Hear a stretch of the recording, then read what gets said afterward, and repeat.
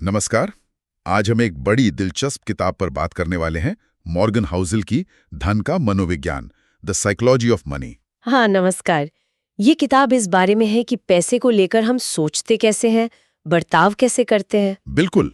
और इसका जो मूल विचार है वो ये कि पैसे में सफलता आपकी डिग्री या आप कितने स्मार्ट हैं, इससे ज्यादा इस पर निर्भर करती है कि आपका व्यवहार कैसा है ना? हाँ, बिल्कुल सही।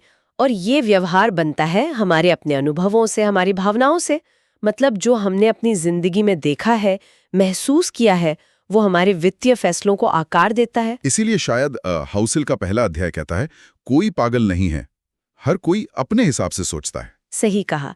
जिसने मान लीजिए बहुत ज्यादा महंगाई देखी हो बचपन में, उसका पैसे को लेकर डर शायद उस इंसान से बिल्कुल अलग होगा जिसने हमेशा आर्थिक बढ़त देखी है। तो उनके फैसले हमें अजीब लग सकते हैं, पर उनके नजरिए से वो बिल्कुल सही हैं। हाँ, इसीलिए दूसरों को जज करना वो ठीक नहीं। उनकी कहानी अलग है। अच्छा, इसी से जुड़ा एक और पॉइंट है, भाग्य और जोखिम का। हाँ, लक और रिस्क। वो कहते हैं ये एक ही सिक्के के दो पहलू हैं। जैसे बिल गेट्स का उदाहरण वो देते हैं कि उनकी सफलता में उनके टैलेंट के साथ साथ कुछ हद तक सही वक्त पर सही जगह होना, यानी किस्मत का भी हाथ था। बिल्कुल। और वैसे ही बहुत समझदार लोग भी बस बुरी किस्मत की वजह से, मतलब कुछ ऐसा हो गया जो उनके कंट्रोल में नहीं था, उसकी वजह से नाकाम हो सकते हैं। तो सबक ये है कि भाई, किस्मत और जोखिम दोनों का सम्मान करो, आंख बंद करके किसी की नकल मत करो। हाँ, क्योंकि उनकी कहानी में लक का कितना रोल था ये हमें नहीं पता। एक और चीज जो मुझे बहुत सोचने पर मजबूर करती है, वो है कभी पर्याप्त नहीं वाली मानसिकता। ओ हाँ, ये बहुत आम है। लालच। मतलब आपके पास काफी कुछ है, फिर भी आप और ज्यादा के लिए इतना बड़ा जोखिम ले लेते हैं कि सब कुछ जमा बैठते हैं। रजत गुप्ता का उदाहरण शायद इसी में आता है। हाँ, बिल्कुल। तो जरूरी है कि हम अपने लिए तय करें कि पर्याप्त कितना है। हमेशा ज्यादा पाने की दौड़ में रहना ठीक नहीं। तो मतलब अमीर बनना और अमीर बने रहना, ये दो अलग बातें हैं। बिल्कुल अलग। अध्याय 5 इसी बारे में है। अमीर बनने के लिए शायद आपको थोड़ा रिस्क लेना पड़े, हिम्मत चाहिए। हाँ, शावाद चाहिए। हाँ, लेकिन अमीर बने रहने के लिए विनम्रता चाहिए, थोड़ी कंजूसी या कहें मितव्ययिता, और ये डर कि भाई जो कमाया है वो जा भी सकता है। तो सर्वाइवल ज्यादा जरूरी है, लंबे समय तक टिके रहना। एग्जैक्टली, लंबे समय तक टिके रहना शॉर्ट टर्म की बड़ी जीत से ज्यादा महत्वपूर्ण है। अच्छा, एक और बड़ा दिलचस्प आइडिया है दौलत के बारे में, कि असली दौलत वो है जो दिखती नहीं। हाँ, ये मेरा पसंदीदा चैप्टर है, शायद अध्याय 9। मतलब महंगी कार, बड़ी घड़ी, ये सब क्या है फिर? ये खर्च है, दौलत का सबूत नहीं। ये दिखाता है कि आपने पैसा उड़ाया है, ये नहीं कि आपके पास पैसा है। असली दौलत तो छुपी होती है। कहाँ छुपी होती है? आपकी बचत में, आपके निवेश में, वो पैसा जो आपने खर्च नहीं किया, जो आपको भविष्य में विकल्प देता है, सुरक्षा देता है। और शायद सबसे बड़ा विकल्प या फायदा वो आजादी है, अपने समय पर नियंत्रण। हाँ, अध्याय 7। पैसे का सबसे बड़ा मूल्य यही है, अपने समय पर कंट्रोल।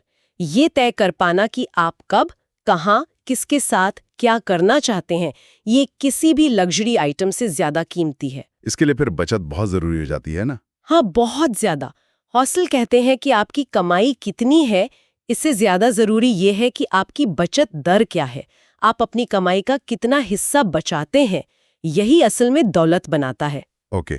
और जब हम फैसले लेते हैं पैसे को लेकर, तो क्या हमें एकदम गणित की तरह सोचना चाहिए, एकदम रैशनल? नहीं, हाउसल कहते हैं रैशनल से ज्यादा रीजनेबल होना जरूरी है। अध्याय 11। रीजनेबल मतलब? उचित। हाँ, उचित मतलब ऐसा फैसला जो शायद गणितीय रूप से एकदम परफेक्ट ना हो, पर जिसके साथ आप जी सकें, आपको रात को नींद आ जाए, क्योंकि हम इंसान हैं, मशीन नहीं, और भविष्य वैसे भी अनिश्चित है। हाँ, ये भी एक पॉइंट है, भविष्य का कुछ पता नहीं। अध्याय 12 फिर तो हमेशा गलती की गुंजाइश रखो, मार्जिन ऑफ सेफ्टी। अध्याय 13। अपनी योजनाओं में लचीलापन रखो। अध्याय 14। क्योंकि वक्त के साथ आपकी जरूरतें, आपकी इच्छाएं बदल सकती हैं। ये बात भी सही है। अच्छा, एक और चीज, निराशावाद। बुरी खबरें ज्यादा असर करती हैं हम पर। हाँ, अध्याय 17। निराशावाद ज्यादा आकर्षक लगता है, ज्यादा बुद्धिमान लगता है, लेकिन अगर आप इतिहास देखें तो लंबे समय में आशावाद ही जीतता है। दुनिया बेहतर हुई है। तो मतलब शॉर्ट टर्म मुश्किलों के लिए तैयार रहो, पर लॉन्ग टर्म में आशावादी बने रहो। बिल्कुल। और आखिर में अध्याय 18 कहता है कि हम कहानियों पर ज्यादा भरोसा करते हैं, आंकड़ों पर कम। हाँ, ये तो है। तो पैसे को लेकर जो लुभावनी कहानियां सुनाई जाती हैं, उनसे थोड़ा सावधान रहना चाहिए।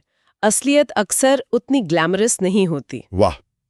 तो इस पूरी चर्चा को अगर समेटना हो, तो मुख्य टेक अवे क्या होगा? मेरे ख्याल से सबसे बड़ी बात यही है कि पैसा संभालना दिमाग से ज्यादा व्यवहार का खेल है।